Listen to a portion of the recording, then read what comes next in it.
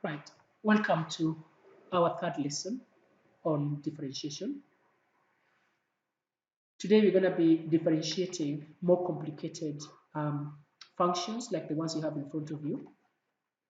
For example, the first one it says y equals to 3 over x squared minus 4 over x plus 2. I want you to notice that this time right now, x is at the bottom, so x is the denominator. Right? So I'd like us to see how we can do question A quickly. Right, so with this one, the first thing you need to do is to make sure that you have x coming up as a numerator, not denominator. I want you to think about, to remember your indices. Think about the fact that when we have 1 over x squared, or let's say we have 1 over 5 squared. Remember, this is the same as writing it as 5 to the power of negative 2. If you think about indices, when you bring the term that is a denominator up to become a numerator, the power normally becomes a negative if it was positive. So here, I'm going to have x to the power negative 2. So that's the first thing I need you to understand.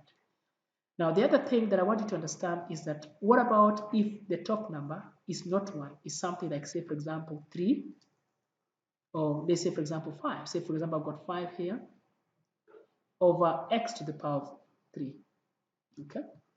Now, one way of thinking about this is this. You can think of this as a 5 being times by 1 over x cubed. Okay, you can kind of factorize this out. So factorize that out. So this 5 times by 1 is basically the 5 that you see there at the top. So you can look at it this way. Now, once you've looked at that and it that way, you can then now bring at the top the x cubed and it becomes x minus 3. Then you can then just join them up, because when you have times a number by a letter, you just basically join them up. So it's 5x to the power of minus 3. Okay? Right, so when I use the same principle in equation to differentiate question 1. So the first thing I will do is to bring the x squared at the top. If you do that, then you're ending up with 3 times by x to the power minus 2 on this one here. And then you then bring this one down here, the x up as well.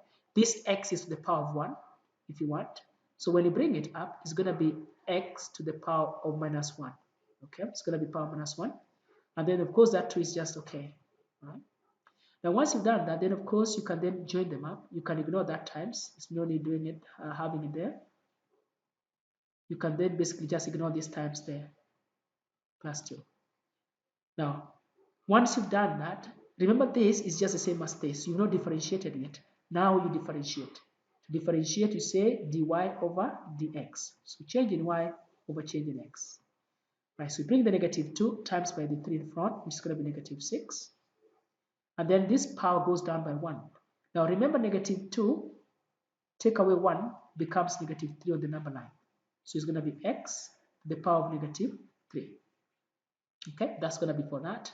Now, doing this one here, I'm going to have negative 1 times by negative 4. This is negative 4, which is now going to become plus. It's going to become plus 4.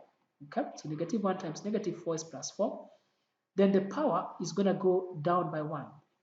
Negative 1, take away 1 becomes negative 2. It doesn't become 0. And then we said earlier that when you are differentiating constant, like numbers like this, they just disappear. So that just becomes 0. Now, once you've done this, you can leave your answer in this form. Or another thing you can do, you can bring the x term at the bottom. So then this sign, this power here becomes positive again. So you can then bring this part here at the bottom. So then the power changes back to be positive. Okay?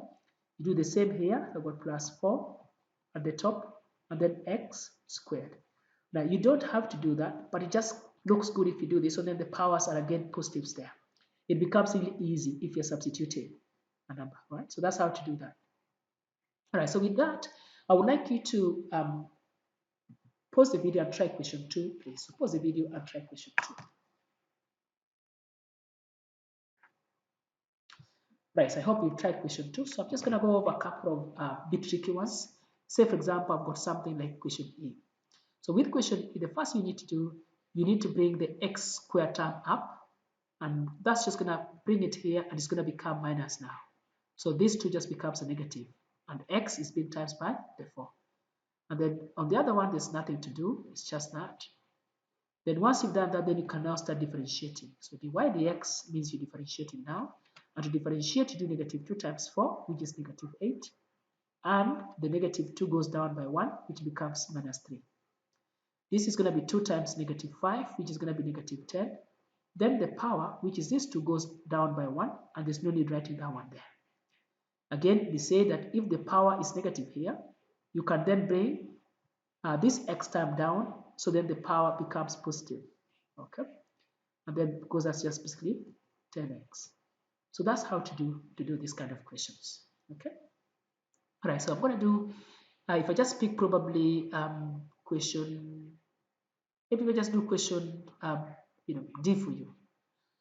Right, so sorting this one out, this x cubed is going to go up, and when it goes up like that, it's going to become minus.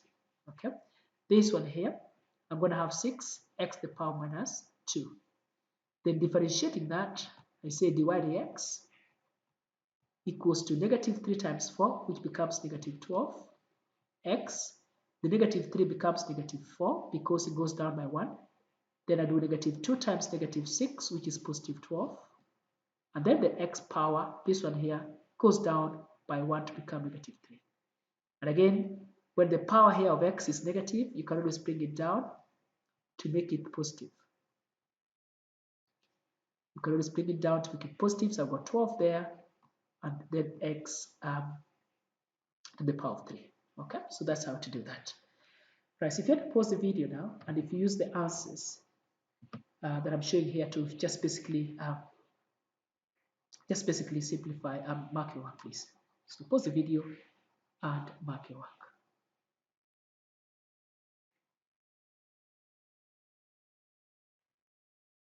Okay.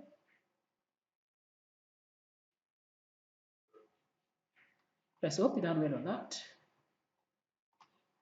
Hope you're done with that. Right, that's going to be the end of our third session on this.